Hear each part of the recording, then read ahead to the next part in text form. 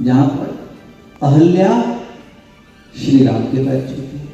तो इस तरह के कई अंतर आप देखते जाते हैं और कई चीजें आपको, अब हम सब ने देखा है कि लक्ष्मण रेखा, लेकिन वाल्मीकि रामायण में सीता जी रावण को अपनी कुटिया में आमंत्रित करती है, कुटिया में, कुटिया के बाहर नहीं।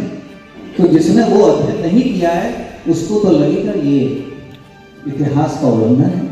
तो मेरे कहने का तात्पर्य, हम लोगों ने ऐसा बहुत कुछ किया है, हम लोगों ने एक छवि देखी है।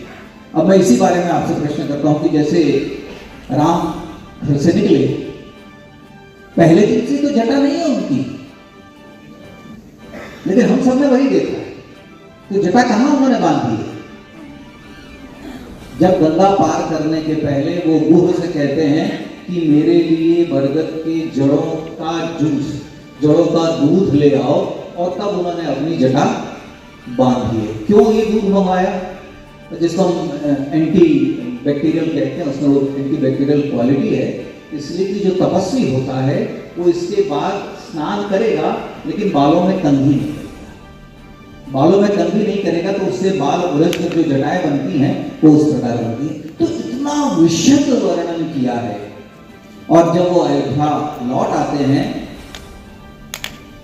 तो उनके बालों को काटा गया है, उसके लिए जिनके हाथ बहुत निपुण हैं ऐसे नाइयों को जटाशोधन शब्द इस्तेमाल किया है वाल्मीकि ने, जटाशोधन।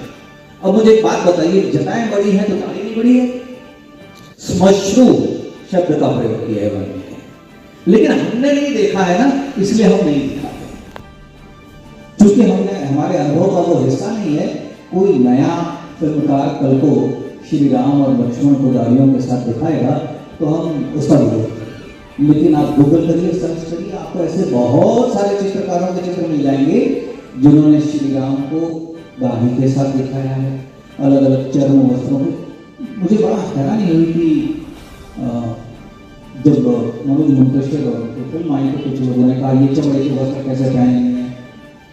अरे भाई, चित्रकूट में जब भरत श्री राम को मिलने जाते हैं तो उन्होंने काले रंग का मृग चर्म पहन कर रखा है, ये और कोई नहीं, श्री वाल्मीकि है। तो मेरे कहने का तात्पर्य ये है मित्रों कि हम लोगों ने उसको इतिहास समझ रखा है जो हमने टेलीविजन पर देखा। टेलीविजन पर जो देखा है वो आप उसको इतिहास नहीं कह सकते।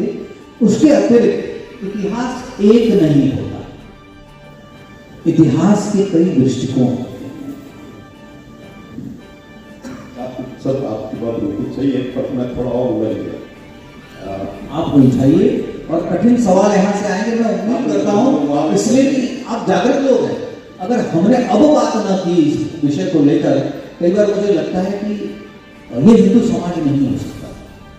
इसलिए नहीं हो सकता कि आपने पुराणों में कई ऐसी कथाएं पढ़ी होंगी जो पढ़कर आपको लगता होगा कि ये कितनी स्टूपिड, मैं इस शब्द का प्रयोग कर रहा हूँ, ये कथाएं, लेकिन वो लिखी गई है, वो ऋषियों ने लिखी है। क्यों? उन्होंने अपना जो सच देखा, जो सच समझा, जो मत व्यक्त करना था वो लिखा। उसके लिए उन्होंने किसी से अनुमति नहीं ली। लेकिन हम लोग जब भी इतिहास की ओर देखते हैं तो हमारे चश्मे बदल जाते हैं। मैं ये कह रहा था कि ये विवाद फिल्मों के साथ, मैं इशारा इसलिए कर रहा था कि जब भी हम सीरियल्स देखते हैं, रामायण पर सीरियल बने उसके कई वर्जन बने, महाभारत पर सीरियल बने उनके कई वर्जन, और सब में बहुत सारे प्रयोग। बहुत अच्छा सवाल। इसलिए कि सिनेमा सबसे, जिसको कहते हैं ना, लोकप्रिय माध्यम है। आप उसका विरोध करेंगे तो आपको अखबार में जगह मिलेगी, आपको टेलीविजन में जगह मिलेगी। लेकिन अगर आप साहित्य पढ़ेंगे, जैसे मैं आपको कुछ उपन्यासों के नाम बताऊंगा, जो आनंद नीलकंठ नाम के एक लेखक हैं, मैं उनका सम्मान करता हूँ, मैं उनके मत का भी सम्मान करता हूँ।